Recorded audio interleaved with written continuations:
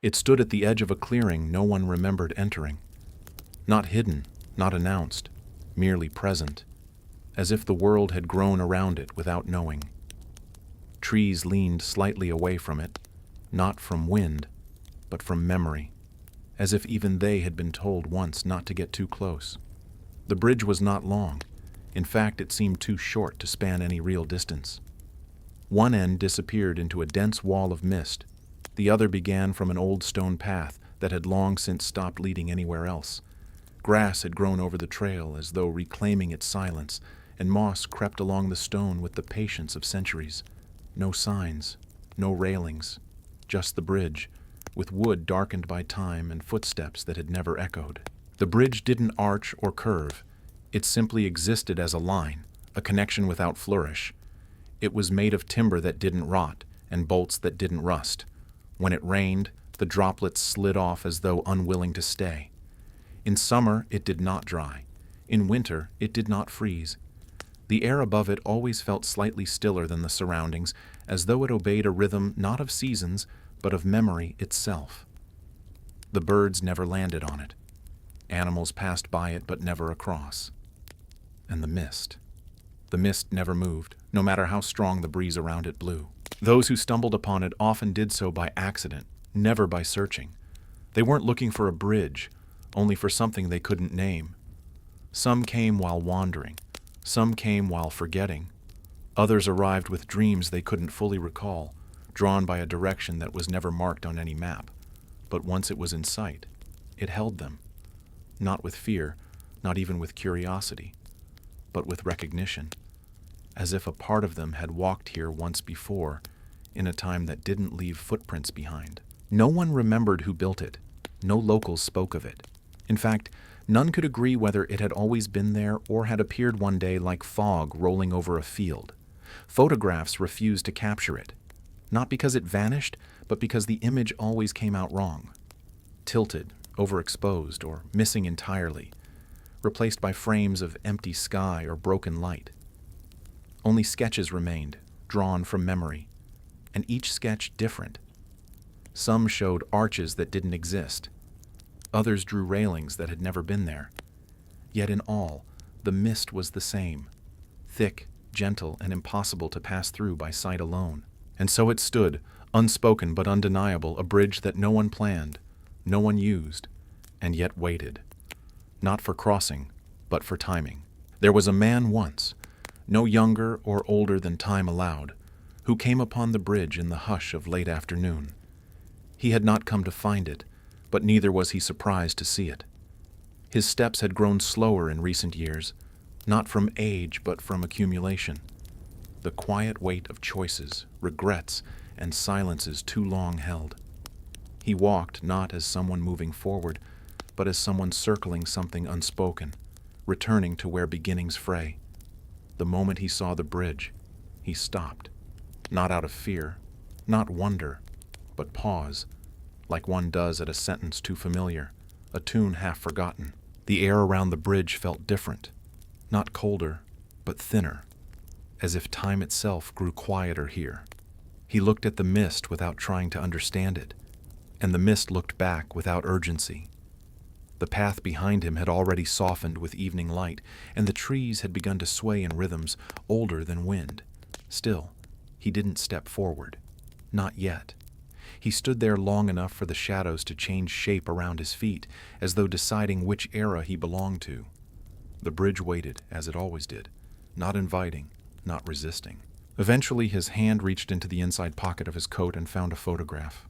Worn, frayed at the edges, nearly translucent in places. A woman's face stared out, not smiling, not sad, just present. He turned the photo over. There was no writing, no date, just a faint crease where it had been folded too many times. He returned it to his coat without looking again. Not because he had seen enough, but because memory wasn't in the image. It was in the folding. A small wind passed, but the mist remained still. The man stepped closer, and the wood beneath his shoes made no sound. The bridge didn't creak. It didn't yield. It simply adjusted to him, like a familiar thought returning without words. As he walked to the first third of it, The world behind him lost definition, not vanished, not gone, but no longer urgent. He didn't turn back. He didn't need to.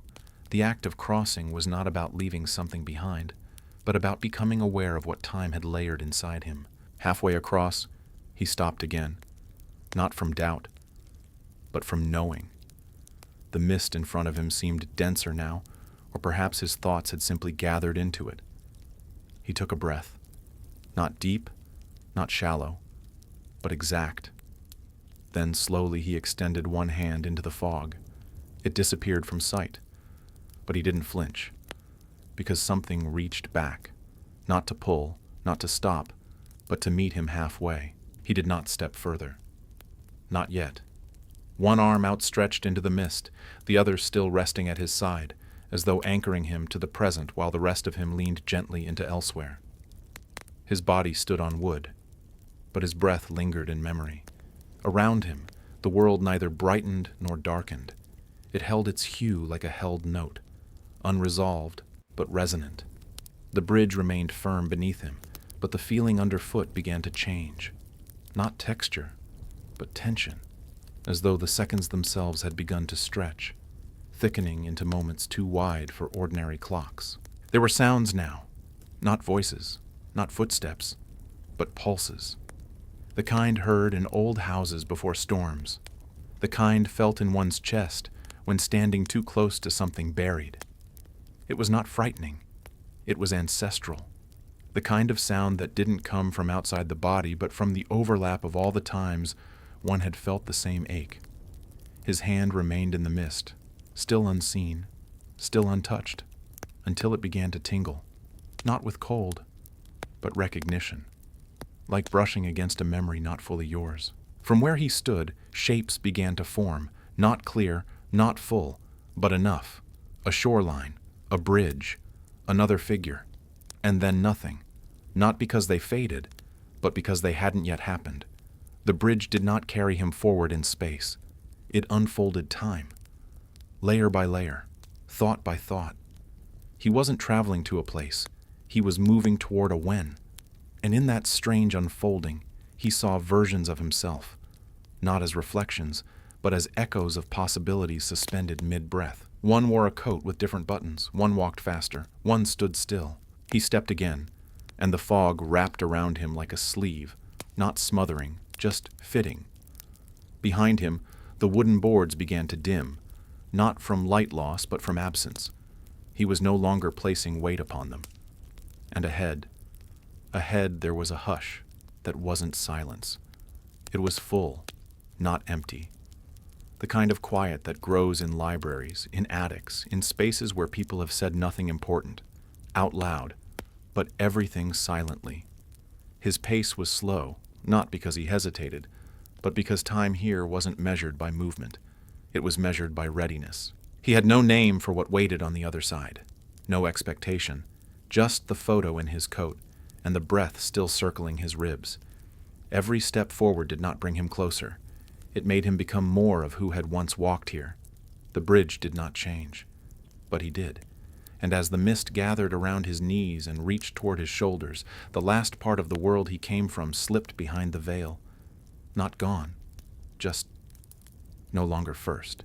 It was there, in the thick center of the bridge, where the mist felt heaviest and the air stopped being directional, that the sound began, not loud, not melodic, but persistent, like distant pages turning in a windless room. A rhythm without origin, but one that matched the tempo of his heart, or perhaps caused it. He listened without ears. He remembered without memory. In that space, words became irrelevant. Names, too.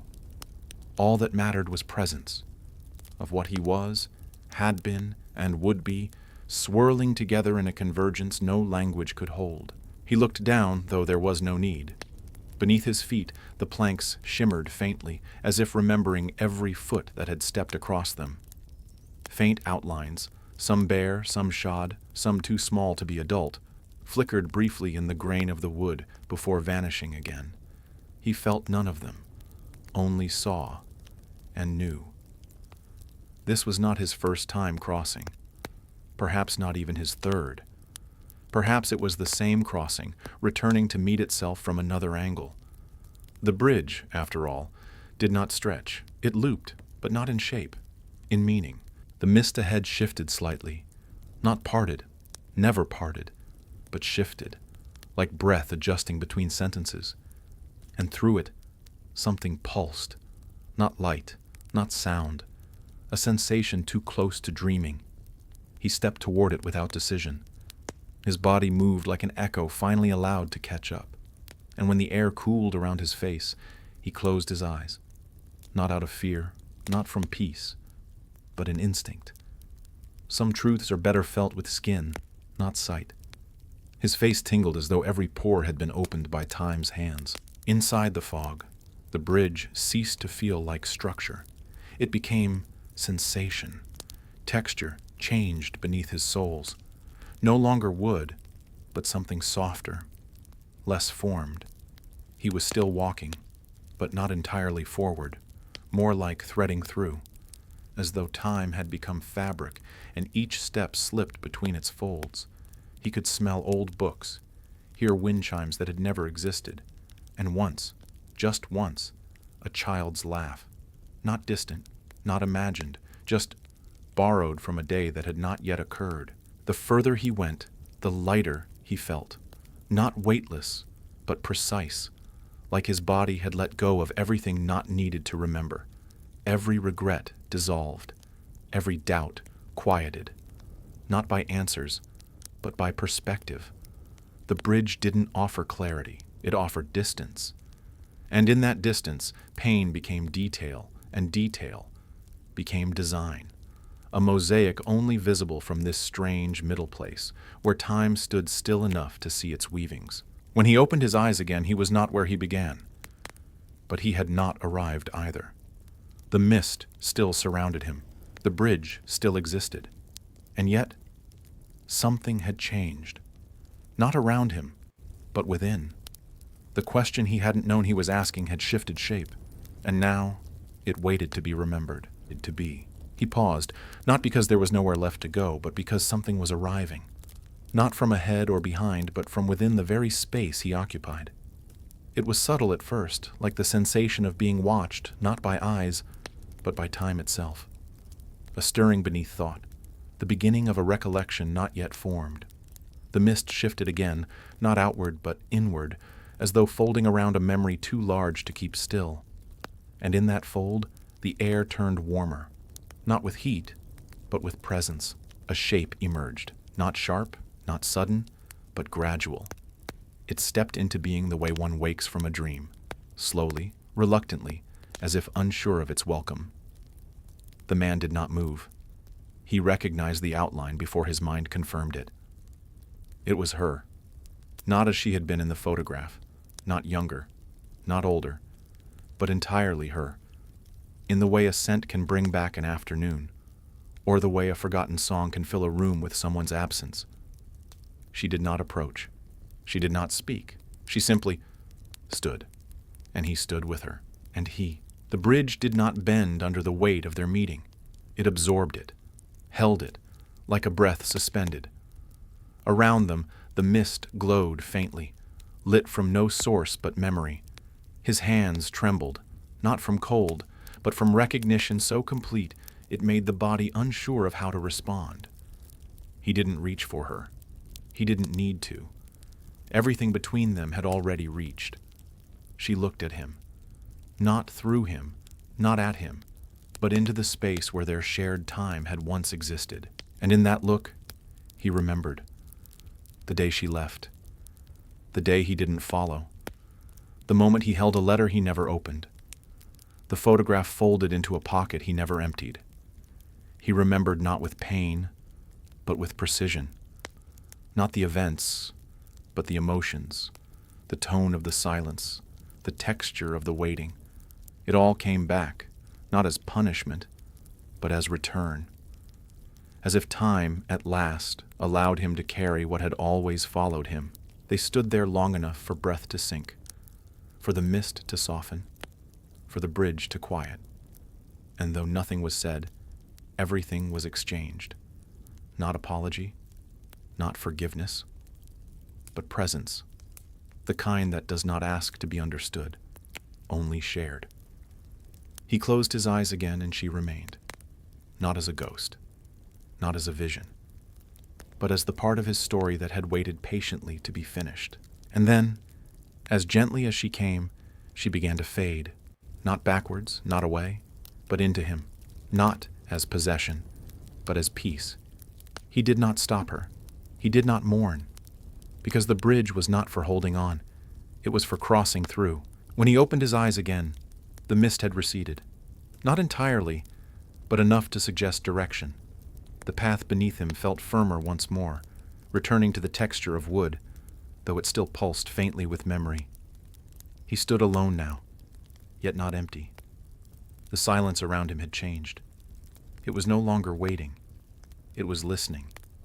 Each movement he made now echoed slightly, not in sound, but in meaning, as if the space itself was taking note of him, acknowledging that something had been resolved.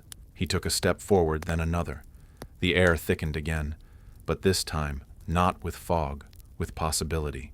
He sensed the other end approaching, not seen, not clear, but imminent. The bridge no longer questioned him. It no longer tested the weight of his steps or the truth of his memory. It accepted. And in that acceptance, the world ahead began to shimmer. Not a new place, not an old one. A continuation. A time that had waited for his readiness. Through the mist, he began to see faint outlines.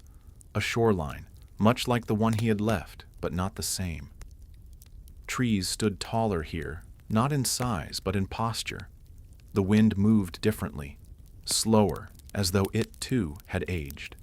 He kept walking, and with each step, the feeling of being two people, one who left and one who remained, began to merge.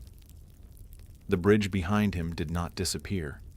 It simply became memory, folded neatly into the fabric of what now was. When his feet touched the earth beyond the bridge, he paused, not in hesitation, in reverence. The place before him was not unfamiliar, yet he had never been here. It smelled of pages that hadn't yet been written, and stone that remembered things yet to happen. He turned, not expecting the bridge to be there. But it was, still shrouded, still silent, but waiting, as it always did.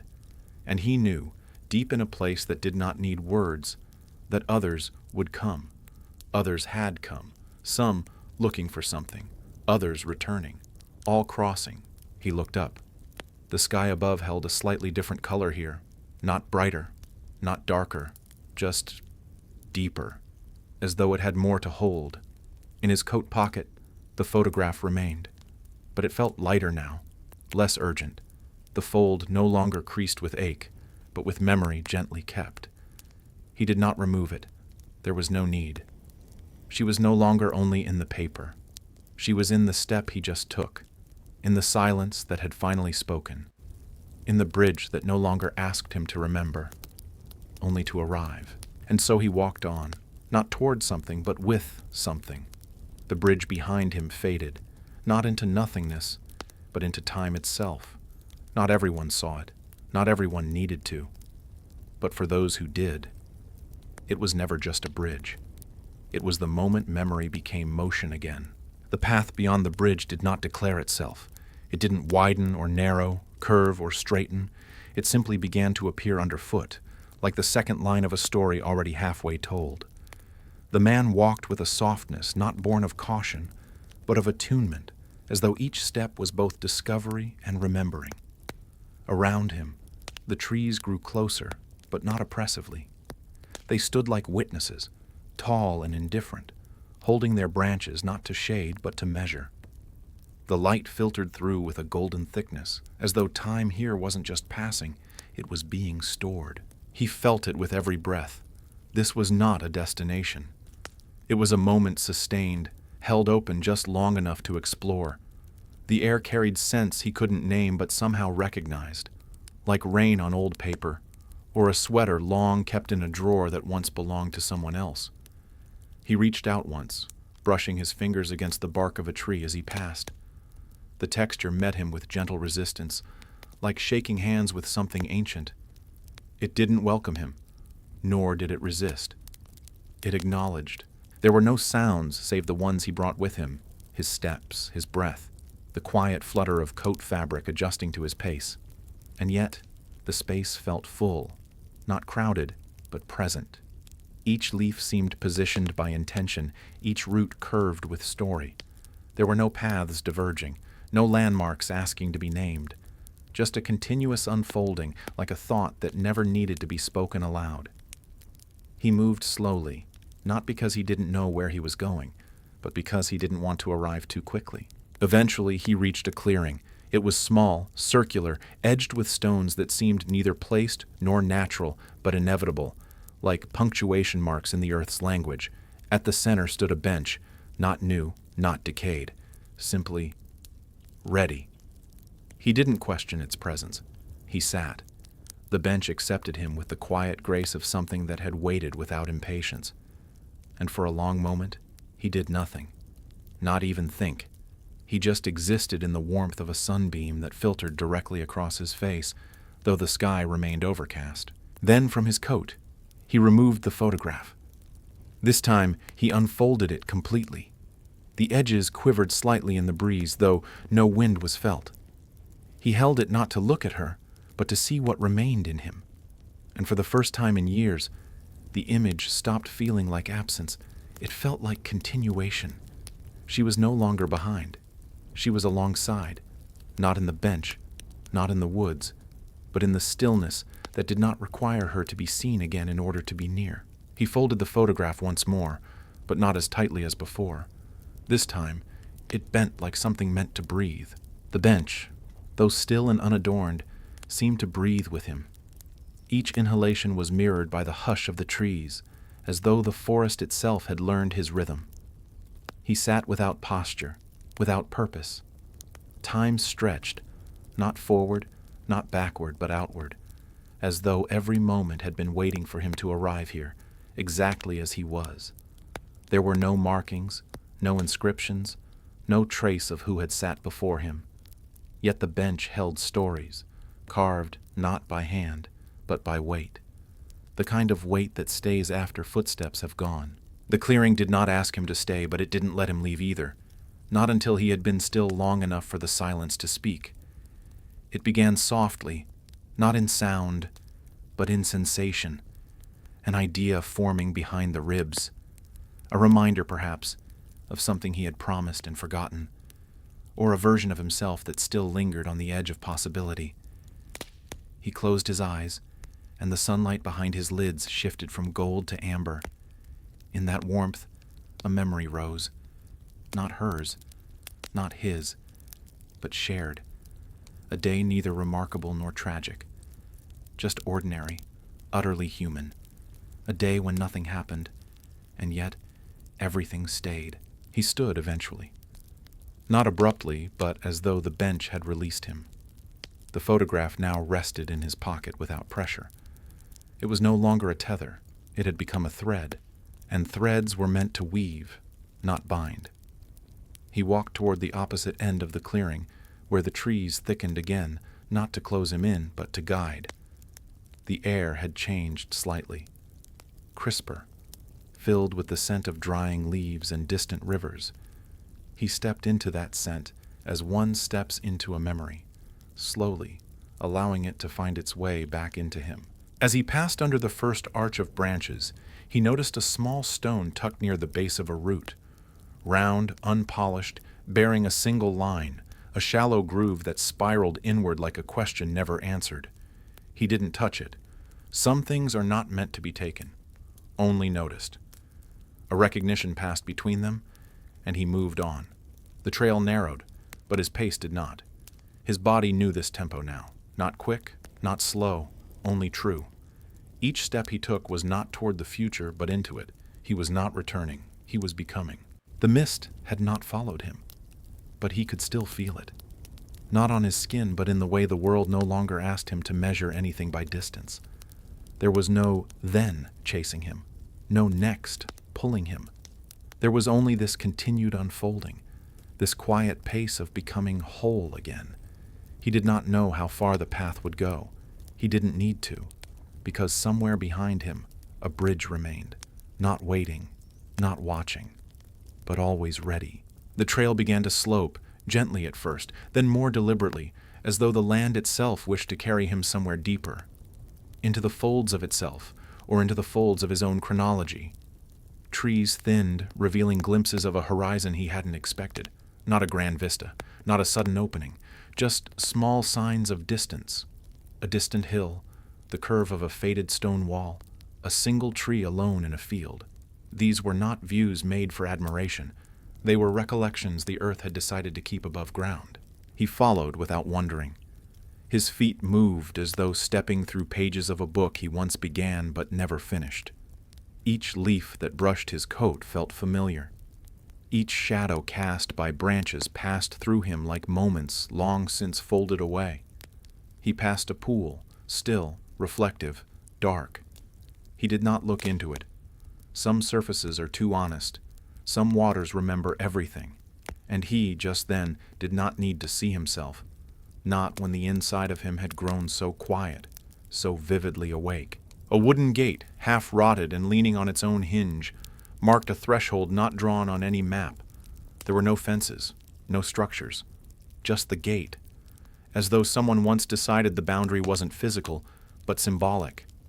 He paused before it, not in fear, not in awe, but in understanding. He opened it without a creak. The sound, if any, was swallowed by the moment itself, and as he stepped through, the quality of silence shifted again. Here, even the light seemed to dim, not from clouds, but from intimacy. The world grew closer, more listening. A tree stood in the center of the new clearing, old, wide, rooted with such permanence that even time dared not disturb it. Beneath it, stones were arranged in a spiral, imperfect, yet deliberate. The arrangement held no inscription, but it held weight, not in mass, but in meaning. He approached slowly, knowing that to enter the circle was not to intrude, but to continue. He stepped between two stones, and the center opened, not visibly, but within him. His breath changed. The ground beneath him felt like memory made solid. Here he sat again, not on a bench, not on a ledge, simply upon the earth itself, and it held him with the grace of something that remembered him long before he arrived. In this spiral of stone, beneath the watchful limbs of a tree that had likely outlived its name, he let go of time, not as resistance, but as agreement. The bridge had brought him here not to change the past, but to complete it. He remained within the spiral long enough for the sun to shift, though he never looked at the sky. Light moved differently here, not casting shadows, but softening them, as if contrast had become unnecessary. Around him, the stones began to pulse, not with light, but with presence. They did not glow, they did not hum, but they felt known, as though they were not just stones, but markers of a rhythm he had once followed without knowing. The ground beneath him was not dirt, it was something quieter, something that had listened to every silence he had ever buried. He closed his eyes, not to rest, but to see better. And in that darkness, images came, not memories, not dreams, but in-betweens. His hands, younger, building something that never stayed finished. A window half open to a morning that never quite arrived. A hallway where laughter once echoed and then forgot how. These weren't regrets. They were remnants. Fragments of time not broken, but waiting. He breathed slowly, allowing each to pass through him without grasping. Not because he was ready, but because he was open. The tree above shifted its limbs once, a creak so deep it echoed through the soles of his feet. It did not alarm him. It felt like agreement. The kind of sound made when something that has waited too long finally exhales. Leaves did not fall. They rearranged themselves, adjusting the canopy as though making room for something to be witnessed. He looked up, not quickly, not suddenly, and saw not sky, but pattern. The branches overlapped in a way that formed a map, not of places, but of feelings, of moments. He did not trace it, he simply received it. The photograph in his pocket stirred again, not by wind or hand, but by alignment. He reached for it slowly, not to read it, but to complete a gesture that had begun long ago. When he unfolded it this time, there was no image, just a surface, blank, but not empty. The photograph had given all it could, and now it was space to hold something else. He smiled, not with his face, but with his chest. A warmth spread, not physical, but precise. The kind of warmth that comes when something long silent says, "I'm still here." He placed the photo on the ground before him. It did not blow away. The earth accepted it the way one accepts the end of a sentence, quietly, with breath between. The spiral of stones seemed to settle more deeply, and the light filtering through the canopy landed directly across the page. He did not stand. He did not move, because sometimes the act of placing something down is the final motion needed before continuing forward. He remained seated until the shadows joined around him, not darkening, but folding, like cloth drawn over a keepsake. The stillness thickened, but not with weight, with closeness, a hush that grew more deliberate with each breath he took, as if even the wind had stepped aside to let the moment finish speaking. There was no need to reflect, no need to grasp. What had come to meet him here had already done so, and what had not was no longer necessary. The past was not undone. It was simply placed gently where it belonged. He rose with the ease of someone lighter, not because burdens had been lifted, but because he had stopped mistaking them for identity.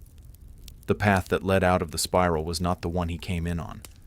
It curved slightly to the left, bordered now by small blooms, nothing cultivated, nothing vibrant.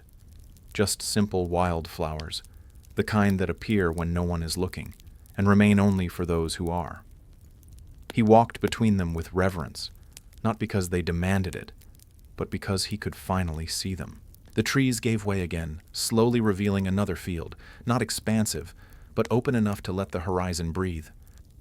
At its edge stood a structure, not a house, not a shrine, a frame, wooden, weathered, without roof or door. Just 4 beams, forming the suggestion of a place where something might begin.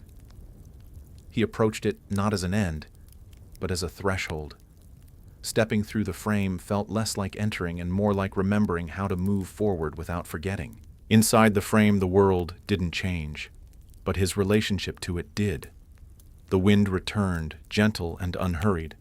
A bird called in the distance, not a song, but a signal.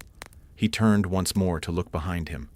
The path had already begun to soften, not fade, but settle. The spiral of stones no longer visible. The tree folded back into the landscape like a sentence complete. He did not feel loss.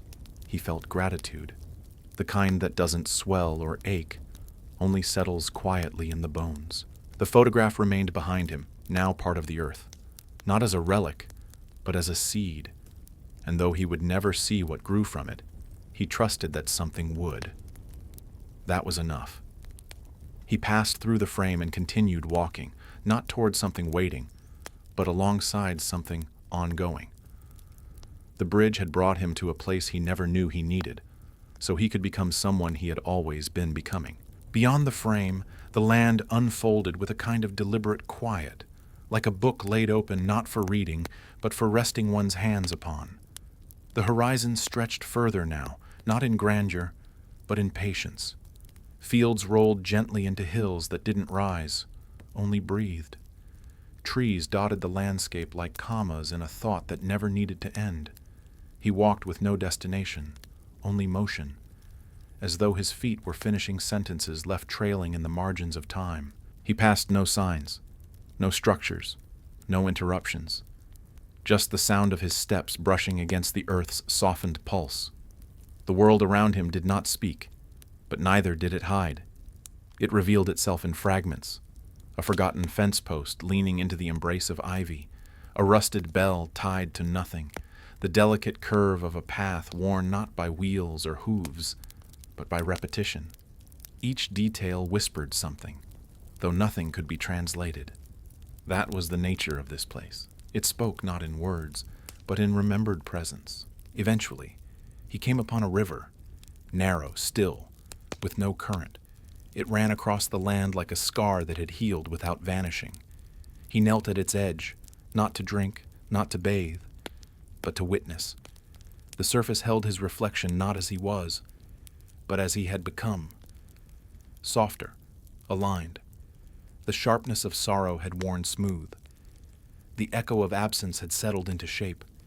He reached down, not into the water, but toward it, and the river did not ripple. It accepted his presence the way time does when it no longer needs to test. A stone lay near the edge, flat and warm from sun held all afternoon.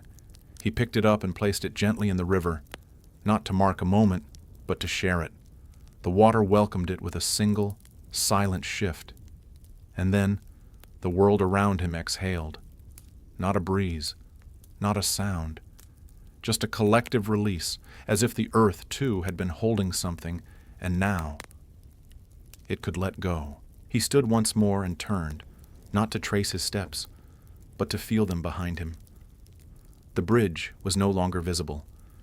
Neither was the bench, nor the tree, nor the spiral. But their presence remained, woven now into the cadence of his stride. He was no longer walking in search. He was walking in knowing.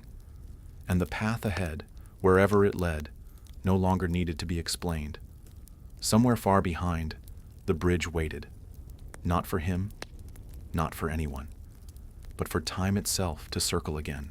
The days that followed did not arrange themselves into sequence. They folded, overlapped, shifted like cloth in the wind, undone and reformed depending on where he stood and what he noticed. There were mornings when the grass was still damp with memory, and others when it felt dry with forgetting. But he never questioned which was which. The passage of time here was not about accumulation, but resonance. Some hours rang louder than others. Some dissolved before they touched the skin.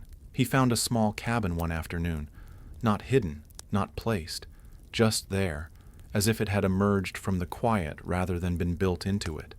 Its roof was sloped with the kind of grace that suggested listening more than shelter. The walls leaned slightly, like they remembered different winds. There was no lock on the door, no name carved into the wood, only a single glass jar left on the windowsill, half filled with something that might have been light once, or sand or dust from an hour no one had used in years. He entered without expectation. The floor held no dust, not because it had been cleaned, but because it had never been disturbed. A chair sat near a table. A shelf held objects that weren't objects, just reminders of form, a cup with no handle, a book with no title, a clock whose hands had stopped at a time no one remembered arriving. He touched nothing, not from fear, but reverence.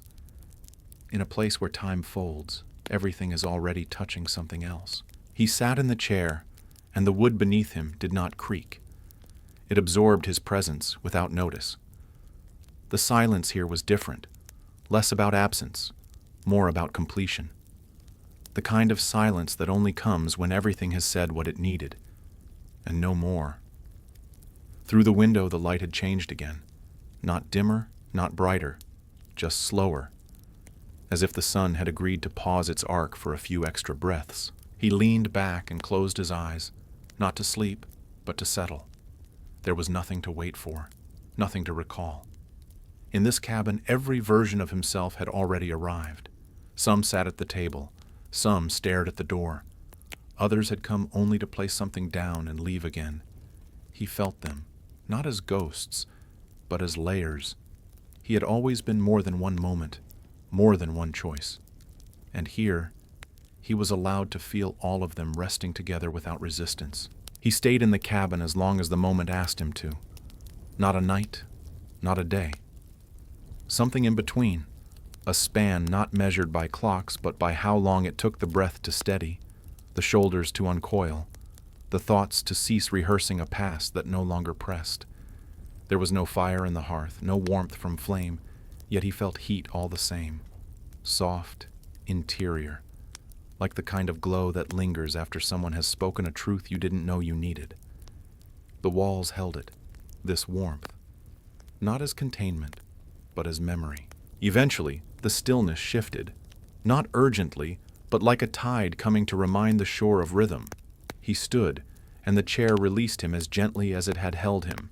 He walked to the shelf and allowed his gaze to fall upon the objects once more. The book, though untitled, seemed heavier now. He reached for it, and this time, he opened it. There were no words, only pages that bore the faint outlines of sentences never written. And yet he understood them. Each page was an echo of something he had almost said once, and never did. He closed the book, not from disappointment, but fulfillment. It had told him everything he needed, in silence, in absence, in the way only empty pages can speak to someone who has finally learned to listen. He placed it back precisely where it had been, though he could no longer tell whether it had moved or he had. When he turned toward the door, the light from the window had turned silver, the kind of hue that only arrives when day and night hold hands without hurrying. He stepped outside. The air was cooler now, not cold, just aware, the kind of temperature that invites reflection without asking for melancholy. The ground beneath his feet no longer felt separate from him. It felt like an extension. Each step he took from the cabin was not departure, but integration. He didn't look back. He didn't need to. The cabin was no longer behind him. It was within. A place returned to, not by journey, but by readiness. The path he followed now was softer, bordered by low grasses that moved even when the wind stood still. He passed no signs. No sounds marked his pace. But he felt something else rising, the sense that he was nearing a moment that had waited longer than he had walked. He did not brace for it. He did not anticipate. He merely continued, like a note being played through a longer breath. Whatever lay ahead was not arrival. It was return, but to a place he had never yet been. The horizon curved again, gently pressing upward, as though the land were exhaling one last rise before surrendering to sky. The man followed its invitation without thought, only awareness. His footsteps felt lighter now, but not less grounded. He was not being lifted, he was being met. Each tuft of grass, each dip in the soil, responded as if it remembered the shape of his soles from another walk, long ago or yet to come. The landscape wasn't new. It was familiar in a way that had no reference, only rhythm. At the crest of the rise, he found nothing monumental, no revelation, no figure waiting. Just an old stone bench, half sunken, surrounded by the hum of bees passing through the quiet without urgency. He did not sit. This was not a place for rest. It was a place for pause. He stood before it, letting the wind find him. It did not chill. It did not whisper. It simply wrapped around him as if confirming his place in a moment whose edges had been long prepared. In the distance, a tree stood alone. Not large, not proud, just exactly what it was. Its branches were bare, though it was not winter. Its bark was smooth, though time had clearly touched it. The space around it was uncluttered, not by clearing, but by consent. The tree needed space, and the world had obliged. He walked toward it slowly, not reverently, but steadily, like someone approaching not an answer, but an echo returned after many years of waiting for the right question. When he arrived, he didn't touch the tree. Instead, he circled it once, noting how the light fell differently on each side, not because of the sun, but because of memory. One side shimmered faintly, like something seen in a mirror half fogged by breath. The other held more shadow than expected, not ominous, just dense, full. He stood between them, arms at his sides, and closed his eyes again. The wind passed through him now, not around. He was part of its path. Beneath the tree, the ground gave slightly, not in collapse, but in welcome. He lowered himself onto the grass and let the silence grow. No birds, no leaves rustling, just the steady pulse of a world holding its breath, not in suspense, but in symmetry. He did not think of the bridge. He did not think of her. He did not think at all, because the thinking had already happened. And now, the remembering could begin. From where he sat, time no longer moved in lines. It rippled outward, then inward, folding like fabric warmed by light. Each breath he took expanded something, not his lungs, not the air, but a space within him that had long remained unopened, not locked, just untouched. The kind of space one carries unknowingly, until a moment, exactly like this, brings it forward without fanfare. He did not try to name it. Some openings are too sacred for language. The ground beneath the tree held stories, though none were carved or buried. They existed in weight, in temperature, in the slight indentation left by other bodies who had once paused here, just as he did now. He could almost feel them, not ghosts, not memories, but layers. Presence without identity. Echoes of those who had walked before and never looked back. He was not alone, but he was solitary. There is a difference. And that difference finally brought him peace. His hands rested in his lap, open. Not asking, not waiting, just open. A leaf, small and curled, drifted downward and landed between them. It made no sound, but its arrival was precise. He studied its edges, the way its veins held shape even in decay. It was beautiful, not despite its impermanence, but because of it. He lifted it gently, holding it not as artifact but as companion. And then, after a few heartbeats, he let it go. The wind took it without hesitation. Nothing fought, nothing lingered.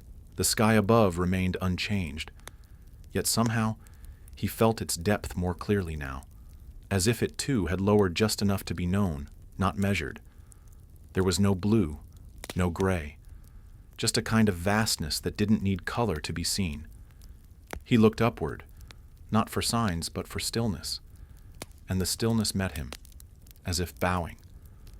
The moment held itself around him like a pocket of breath unbothered by the world's rhythm. Somewhere inside him, something finally settled, not with answers, not with resolutions, but with placement. He no longer needed to carry every version of himself. Not all things must be held to be remembered. Some are better left in the places that first offered them meaning, and so he sat, not to contemplate, but to coexist, with the tree, with the wind, with the soundless turning of a world that had never once stopped waiting for him to stop looking elsewhere. When he finally stood, the earth beneath his feet responded like a book closing, quietly, with intention. The tree did not move. It didn't acknowledge his leaving, nor did it resist it. It simply remained as trees do, continuing their still dialogue with light and wind. He took one last glance, not to capture, but to release. Then he turned away, and the path, barely visible before, began to re-emerge, not drawn into the ground, but into him. He walked as though the route unfolded only when his steps aligned with it. The way ahead sloped gently downward. Grasses brushed his calves. The wind had grown warmer, not by season, but by memory, like a shawl once worn in another life now returned without needing to be claimed. There were no markers, but he began to recognize the land again, not its shape, but its feeling. Each bend, each rise, carried the faint echo of something he hadn't known was still within him. Familiarity without detail, recognition without origin. He did not chase the sensation. He simply allowed it to pass through. In time, he reached a stream. Narrower than the river before, it moved gently, its surface barely disturbed by its own motion. Stones lined its bed, smooth, rounded, and placed not by force, but by patience. He knelt again, as he had done earlier, and dipped a hand into the water. It was cool, not cold. The kind of cool that reminds the body it is alive. He let it run through his fingers, and for a moment felt every version of his past self doing the same. One beside a mother, one beside a lover, one alone after loss. He cupped a palmful and drank. The water didn't taste like anything, but it settled him. Deeply, quietly, like a sentence finished without punctuation. He washed his hands, his face, letting the droplets fall back into the current without ceremony. Nothing here required ritual. Every action was enough by simply being sincere. He dried his face on his sleeve. and when he looked up again, the trees had parted to reveal something he hadn't expected. A fence. Old, weathered, low enough to step over. But behind it stood something more. A garden. Untended, but thriving. Flowers bloomed with no order. Vegetables intertwined with wild herbs. Vines curled along the fence as though embracing it from both sides of time. It was neither his nor unfamiliar. It simply was. He stepped forward, not to enter, but to greet. Some gardens are not meant to be harvested. Some only ask to be witnessed. And so, he stood at the fence, letting his breath match the pace of a world that had never forgotten how to grow without him. He lingered at the fence as twilight began its slow descent. Not sudden, not sweeping, just a gradual softening of everything sharp. Colors muted into memory. Shadows lengthened with familiarity, not menace. The garden before him held the last of the light gently, cradling it in petals and leaves and stems that did not need pruning to feel whole. He placed his hand lightly on the top beam of the fence. The wood was warm, as if it had held the sun longer than the sky had asked it to. A single blossom leaned toward him, pale yellow, trembling slightly without wind. He didn't touch it. He only breathed with it. For a brief moment, it felt like the world exhaled through that bloom, and in return, received something from within him he hadn't realized he still carried. Not grief, not regret, just an unspoken sentence, long lodged behind his ribs, now released without sound. The flower, in its stillness, seemed to nod. He turned then, slowly, and continued along the outer edge of the garden. The path narrowed but stayed present. Trees returned, but sparser now, giving way to open ground. Somewhere behind him, the bridge waited still, not crossed, not behind, but layered into the skin of each step. He no longer needed to glance over his shoulder to feel its presence. He carried it now, not as a structure, but as a shift, a rearrangement of time within him, past no longer behind, future no longer ahead, only a circular unfolding of presence. As he crested one final hill, the landscape opened before him. A valley stretched below, filled with the hush of things not spoken but known. The far side was not distant. It was timeless. He stopped, not to rest, not to decide, but to acknowledge. The journey had never been about arrival. It had always been about remembering how to move forward without forgetting what walked with him. The wind passed again, and this time he turned into it fully, allowing it to meet every part of his face. Night was coming, but he did not fear its arrival. The darkness here was not the end of light. It was the embrace of everything light had shaped. He closed his eyes, and in that pause, heard the faintest sound behind him. Not footsteps, not voice, just the gentle resonance of something else crossing. He did not open his eyes. He only smiled, because some bridges are never crossed alone. Dawn did not arrive as a shift in color, but as a loosening of the dark. The horizon remained blurred, as if the sky had chosen not to announce morning, only to imply it. He walked through the dim light with the quiet confidence of someone no longer in need of clarity. The world did not sharpen as he moved. It softened. Edges turned to suggestion. Distances folded into presence. He was not lost. He was dispersed, part of everything he touched with his footsteps. The valley welcomed him not with grandeur, but with consistency. Its curves followed the rhythm of his breath. The path remained narrow, but no longer felt like passage. It felt like skin, familiar, responsive. Stones shifted slightly beneath him, not in resistance, but as if making space. Every texture met him without surprise. He had become the kind of man the landscape remembered, not because of who he was, but because of how he moved through it now, without asking, without taking, only witnessing. There were no signs of habitation, no fences, no doors, no smoke, and yet nothing about this place was wild. It had not been tamed, but understood.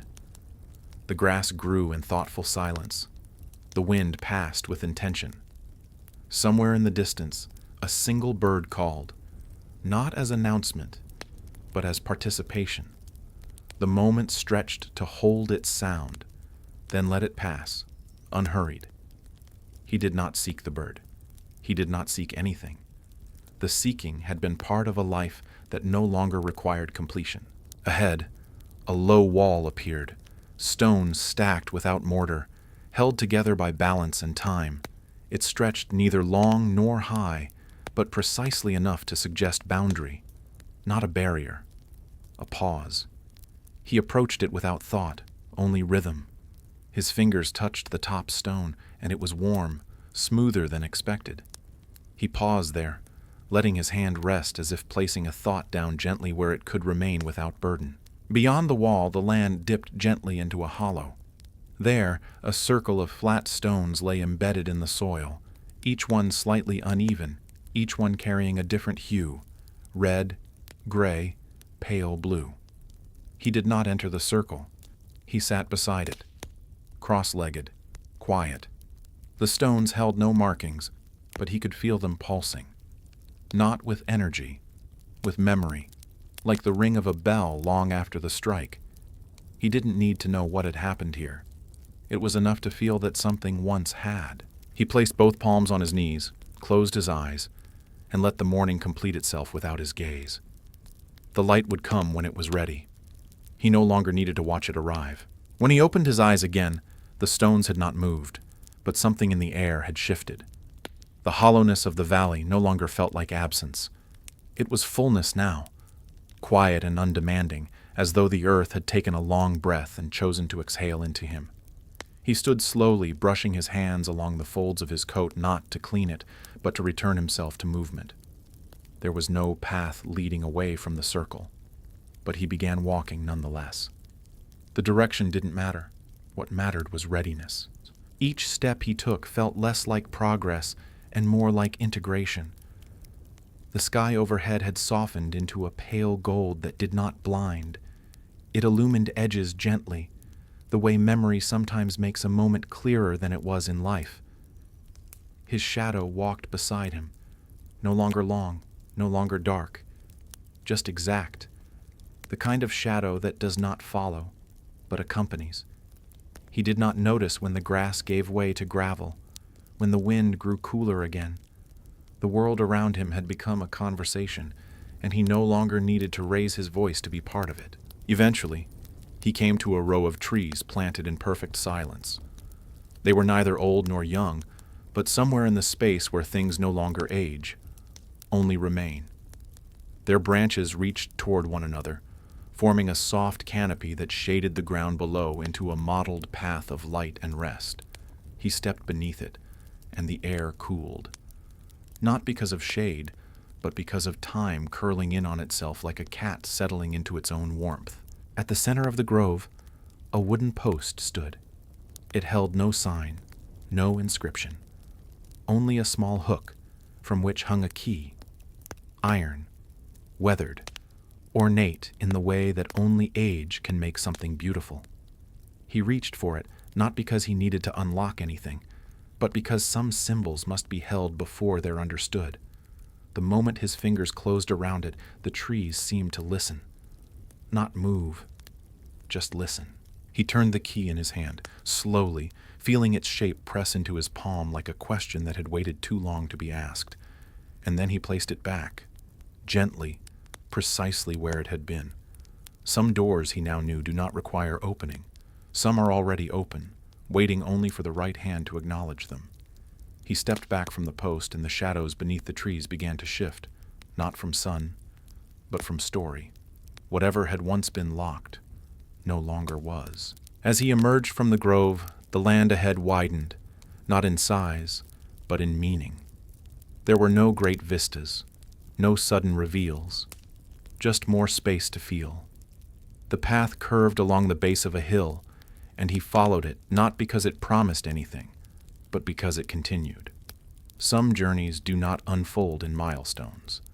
They open through repetition, through the quiet trust of one foot meeting ground again and again and again, until the walking becomes its own kind of remembering.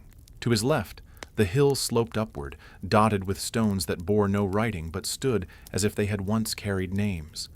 He did not climb. Some heights are not meant for reaching, only for witnessing from below. The hill hummed faintly with a presence that did not ask to be approached. Instead, he walked beside it, allowing its stillness to accompany him like an old friend who needed no conversation. A breeze returned, this time threaded with the scent of something distant, cedar, or maybe smoke, or maybe the kind of wood only burned in dreams. He inhaled deeply, not to identify it, but to allow it in. Scents have a way of slipping past language, of settling directly into the chest and rearranging the past without permission. This one settled with care, bringing with it no image, only weight, and that weight felt right. Further along the path, a bridge appeared again. Not the bridge, but a bridge. Smaller, stone-built, arched just enough to suggest memory. It crossed over nothing more than a narrow ditch, dry and overgrown, but it held itself as if it spanned oceans. He stopped before it, unsure whether to cross, not because he feared what lay beyond, but because he finally understood. Not every bridge is meant to be crossed. Some are meant to be seen, to be acknowledged, to be remembered. He placed one foot on the first stone, then withdrew it. He smiled, softly. That was enough. To stand here, to know this bridge had once mattered, perhaps to someone else, perhaps to him in another time, and to let it remain untouched. Reverence, he realized, isn't always movement. Sometimes it is stillness. Sometimes it is the decision to let a story stay closed. He walked on, leaving the small bridge behind him. It did not call out. It did not fade. It simply stayed, carrying the weight of its own memory without needing to explain it. And he carried nothing from it but the knowledge that he had paused. And sometimes that is all a bridge ever asks of us. The terrain shifted once more, now smoother, more open. The horizon, rolling out like a sigh, finally exhaled. He walked slower, not from weariness, but from balance. There was no urgency left in his limbs, no residue of time chasing him from behind. He had passed beyond the need to arrive. This part of the world, this part of himself, was no longer asking for proof, only presence. And he gave it, with every step that no longer echoed, but blended. Along the side of the trail he noticed a line of white stones embedded into the earth, evenly spaced, stretching toward the distance like the bones of something ancient and kind. They bore no marks, but each seemed slightly different in warmth, in tilt, in the way light held onto their surface. He crouched beside one, placed his hand on it. It pulsed faintly, not with energy, but with attention, like being watched not by eyes, but by time remembering its own footsteps. He stood again and followed the trail of stones, letting them lead him, not by direction, but by rhythm. They felt like part of a larger sentence, one he had joined midway through. He did not seek its beginning. He did not need its end. The walking itself was the message. He passed a field of tall grass, golden and slow-moving, whispering without sound. It bowed slightly as he moved past, not in submission, but in acknowledgement. He bowed back. A subtle tilt of the head. Enough. Beyond the field, a lone bench appeared. Stone this time, weathered smooth by years of wind and watching. It faced no view. It simply sat in the open, like punctuation. He sat upon it and let the silence return, thicker now, not oppressive, just complete. The kind of silence that holds you the way a coat does in late autumn, not to warm, but to shelter. He folded his hands in his lap, watching nothing in particular, and in doing so, saw everything. He realized then that he had not thought of her in some time, not because he had forgotten, but because the remembering had no longer needed to be effort. She was no longer a presence revisited. She was part of the rhythm now, like these steps, these stones, this bench. Nothing to hold, nothing to release. Just the gentle hum of something that once changed him, and now simply was. He rose from the bench not because he had finished sitting, but because the stillness had completed its offering. Behind him, the stone whispered nothing. It did not remember his weight. It did not hold his warmth. It had not needed to. That was the nature of this place. It held no souvenirs. Everything it gave without needing to keep. And everything he took, he carried without grasping. His shadow followed now with new ease, cast longer by the settling sun, as if even it had begun to trust where he was going. The path ahead curved slightly into a low dip in the land.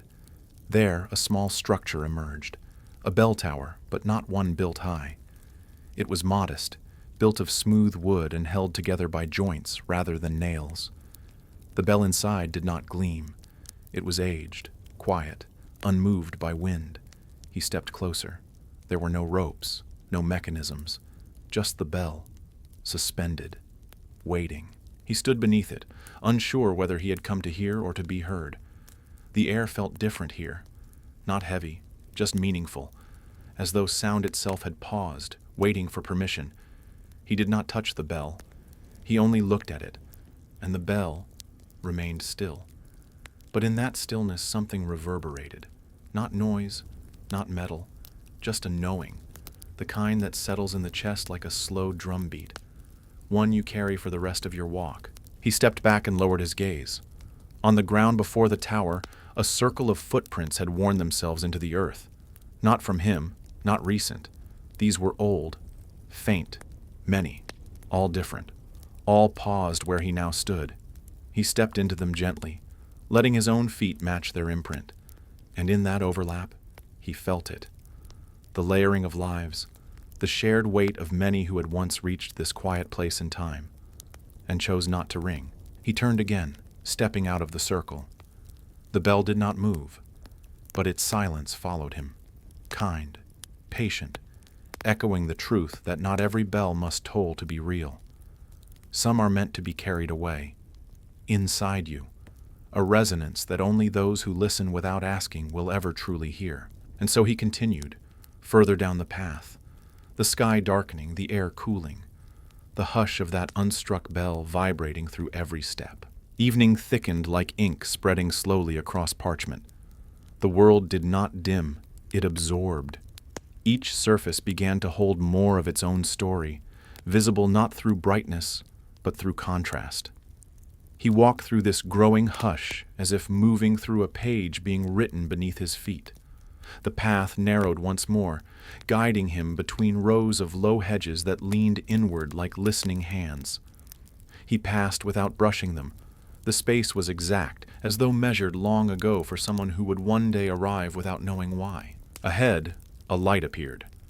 Not fire, not electric, something gentler, like memory learning to glow. It came from within a hollow of stones arranged in a circle, open to the sky. In the center, a single flame flickered, not fed by wood or oil, but steady, as though it drew from the very act of presence.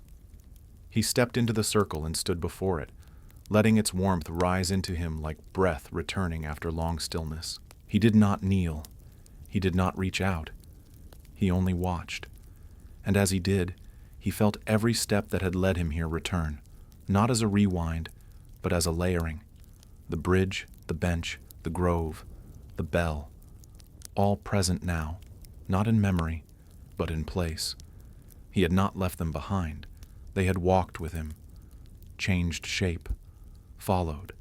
The flame before him reflected not just light, but pattern, a pulse he recognized not from the world, but from within. He sat near the flame. The ground was soft here, welcoming, the kind of place where people tell stories without words. He closed his eyes and felt the darkness rise around the flame, cupping it, not smothering. The light did not fade. It grew quieter, more precise. He rested his hands on the earth and breathed, not deeply, not deliberately, just in rhythm. Above him, the stars had begun to emerge. One by one, they opened their eyes, and somewhere between that upward glitter and the steady warmth before him, he knew the bridge had never been about crossing. It had always been about returning. The night held him gently, like a blanket that didn't close off the world but revealed more of it. Sounds deepened. Not louder, only more honest. The crackle of a leaf shifting, the breath of wind turning corners of memory, the faint murmur of soil adjusting beneath his seated form. The flame beside him continued its quiet song, untroubled by the dark, as though it had never needed contrast to define its purpose. He did not speak to it. It did not flicker in response. Their conversation was older than language. He looked upward. The stars were not scattered, but placed. Each glowed with a certainty he had never known in daylight. Some pulsed, others drifted in and out of clouded veils, but all remained, undemanding, unafraid, unforgotten. One star in particular caught him, not because it shone brighter, but because it didn't. It hovered with a softness that felt familiar, like a glance once shared and never spoken of again. He watched it without naming it, without hoping it would fall. Some things are meant to stay where they are. The ground beneath him hummed slightly, a vibration more felt than heard. It wasn't from the flame. It wasn't from the earth. It was from him. A quiet resonance rising, not from bone or blood, but from memory made still. He touched his chest once, not to check, but to confirm. Yes, it was his. The rhythm, the peace, the stillness that no longer required stillness to exist. He had become the place he had wandered so long to find. Eventually, he stood. The flame remained lit, though it seemed to lean slightly toward him, as if offering a parting breath. He nodded, and that was enough. He stepped outside the stone ring and into the taller grass. It brushed against his legs like waves greeting a shore, then falling away. The world no longer guided him with markers. It followed his pace. The landscape stretched outward, open to wherever he chose to go next. But he didn't walk yet. Not immediately. He turned once more to look at the flame. It remained, steady, unmoved. It did not flicker. It did not fade. He smiled, not with joy, not with sorrow, just with presence, the kind of smile that carries the weight of nothing and the fullness of everything. Then he turned away and took the first step of his return. The path of return was not the same as the one before. It twisted gently through new spaces that felt old, and old spaces that had become new. There were no signs to suggest he had walked here before, yet each step landed as though it belonged. Trees greeted him without movement. Stones accepted his weight without memory.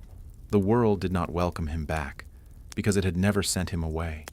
He had always been within it, even when wandering through distance. A stream reappeared, this time broader, slower, its surface reflecting more sky than self. He did not kneel. He only paused at its edge, watching how the water moved not with urgency, but with purpose. It reminded him of breath, of time, of the way people change without noticing, until a reflection offers not their face, but their arrival. He followed the bank for a while, not needing it for direction, only companionship. Eventually he came upon a grove of saplings, young, bending easily in the breeze, their leaves trembling not from fear, but from discovery. He walked among them without sound, his fingers trailing along branches soft with newness. In this place, nothing was finished, and that was its beauty. Growth here was not a reaching, it was a listening. Each tree leaned slightly toward the center of the grove, as if drawn by something unseen and unspoken. In that center, a stone basin sat, low to the ground, filled with water that did not ripple. He crouched beside it, looking into its stillness. His reflection appeared, simple, unadorned. But this time, it did not feel like looking at the past. It felt like meeting himself where he now stood. He reached into the water, touched its surface, and the image disappeared. Not lost, just returned. Some things, he realized, are clearest just before they vanish. He sat by the basin for a long while, not because he needed to rest, but because stillness had become a way of moving. Around him, the saplings swayed in patterns he didn't understand, but trusted. They whispered, perhaps not to him, but near him, and that was enough. Not every message is meant to be received. Some are meant to pass through us, like wind through leaves, altering shape without changing course. When he rose again, the light had dimmed into that quiet hue between dusk and night, a color that never settles, a space that never closes. He stepped away from the basin without glancing back. He didn't need to. What waited ahead was not destination, but continuation. The night opened in silence, not with darkness, but with a deeper shade of knowing. He moved through it with the ease of someone who no longer measured distance in steps. The landscape around him breathed. Hills folded into one another like thoughts settling before sleep. Trees stood closer now, not as barriers, but as company. The path wound gently between them, a ribbon of ground he did not follow so much as remember beneath his feet. A familiar sound rose in the quiet, the hush of water falling. Not a river, not a stream, a single cascade. He followed it instinctively, and soon came upon a narrow waterfall spilling into a still pool. The water shimmered silver, not from moonlight, but from something older. It made no splash, no spray, just the continuous gesture of descent. He approached the pool and sat again, cross-legged on the cool earth. The waterfall kept speaking. It did not need his presence, but it allowed it. He watched the water fall again and again, each strand unbroken, each drop becoming something new without delay. It was a reminder, not a lesson. Some things are only understood when witnessed without trying to own them. He reached for a small stone near his side and held it loosely in his palm. It carried no inscription, no shape of meaning, until he let it fall into the pool. There was no splash, only the smallest shift, as if the water had anticipated the offering and made space in advance. The ripples spread outward, slow and deliberate, touching the edges of the pool without breaking them. He watched until the surface stilled once more, returning not to what it had been, but to what it had become. Stillness was never about absence. It was about equilibrium. And here, in the presence of falling water, he understood that returning was not about retracing. It was about becoming the space you had once passed through. He stood slowly, letting the damp earth press one last time into his soles. The waterfall continued behind him, unchanged. The stone he had dropped was gone, but not lost. It was part of something now, part of the rhythm, part of the place. He walked on, lighter still, not from letting go, but from becoming more full of what no longer had to be held. The trees ahead leaned closer together, forming a path that narrowed again. And there, at its end, the mist began to rise. It began not with a wall, but with a breath. The mist returned as if exhaled from the earth itself, low and slow and steady. It did not obscure. It clarified, not through vision, but through sensation. Each step he took into it made the world quieter, softer. The sounds of his movement ceased, replaced by the deeper hum of proximity to something, not a destination, not an end, but a convergence. The feeling of having circled back to the place you never left. He moved forward, eyes open but unfocused, allowing the mist to shape the space around him. Shapes suggested themselves, shadows of things once seen, once touched, once grieved. The bridge appeared then, not suddenly, not all at once. First its edges, then its form, then its invitation. The same bridge, not altered, not aged, but knowing him differently now. The air around it pulsed faintly, not like light or sound, but like memory that had begun to recognize itself. He did not pause at the entrance. He stepped onto it with calm certainty. The wood beneath his feet remembered. It didn't creak. It didn't bow. It simply held him as it had before, and differently. The mist on the far side was heavier this time, or perhaps more honest. It no longer concealed. It embraced. He walked steadily into it, letting it fold over him, let it feel the shape he had become.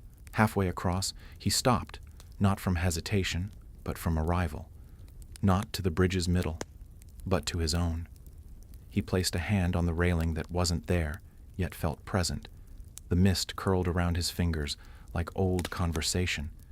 Beneath him, the bridge did not change. It remained, silent, certain, complete. And around him, the space breathed, not with answers, not with memory, just with presence so total it left no room for thought. He stood there, eyes closed, breath easy, and the mist moved. Not away, but through. It passed through him like a soundless choir, like the shared hum of all the moments he had become. He did not try to hold it. He let it continue. Because now he knew. The bridge was not the crossing. The crossing was him. He resumed walking slowly, letting the weight of the bridge carry him. Not in burden, but in rhythm. Each footstep now felt like a page turning with care. He was no longer walking forward. He was walking inward, through a version of himself that had been quietly waiting here all along. The mist thinned as he neared the far edge, revealing the outline of the shore he had once stood on, long ago, or perhaps only a breath before. It had not changed, and yet it welcomed him like something new. The ground received his step with familiar silence. He looked back once, not to confirm, but to thank. The bridge remained quiet and still, the mist soft around it. There was no closure, no finality, only return, only presence, only the quiet folding of time into itself, like a letter sealed with breath instead of wax. He stepped fully onto the shore and the world resumed its pace, not faster, not louder, just real again. A bird called nearby. A branch creaked. Somewhere behind him the mist swirled one last time, then settled. He walked a few paces forward, feeling the path beneath him welcome his return, though it offered no celebration. This was not an ending. It was an alignment. He reached into his coat and found nothing. The photograph was gone, not lost, fulfilled. Its purpose had ended without announcement. Its place was no longer in his pocket, but in his gait, in his hands, in the way he saw the world without needing to hold it. He smiled again. Not for her, not for himself, for the bridge, for what it had allowed to move through. The air felt warmer now, not from sun, but from continuation. He walked on, leaving no footprints, carrying no map, because now there was no map needed, only the certainty that when he reached another moment, another place, another silence, there would be a bridge, not one built of wood or stone, but of time, of memory, of readiness, and he would know how to walk it. The final stretch of his walk held no landmarks, just light, diffused, steady, neither sunrise nor dusk. It surrounded him gently, like the inside of a memory that had stopped trying to be remembered. He moved through it slowly, but without resistance, each step no longer requiring decision. The landscape had flattened into calm, no hills, no turns, just openness. A kind of openness that felt earned, not given. In the distance, a figure appeared, not walking, not waiting, simply present. It was not her. It was not him. It was something else. The part of the journey that watches, that gathers, that remains when all else has gone. He approached the figure without fear. It did not move. It did not beckon. It only acknowledged. And as he drew near, the space around them folded inward slightly, like the final word of a sentence that knew it was enough. He did not speak. Neither did the figure. But between them passed something deep, silent, and whole. A closing that required no ending. A meeting that didn't need recognition. The kind of presence that can only exist after everything else has fallen away. He nodded, and the figure nodded back. He walked past it, and it did not follow. It faded. Not into mist, not into memory, into completion. The world resumed. Grass returned. A path formed again. He walked with it, gently, evenly. There was no weight in his shoulders, no ache in his stride, just motion, clean, assured, calm. A walk not toward, but within. Somewhere behind him, a bridge remained, not as a place, not as a thing, as a truth, quiet, complete, waiting. not for footsteps, but for time to curve once more. And when it did, someone else, some version of someone, searching or still, would find it, and the bridge, would remember how to carry them.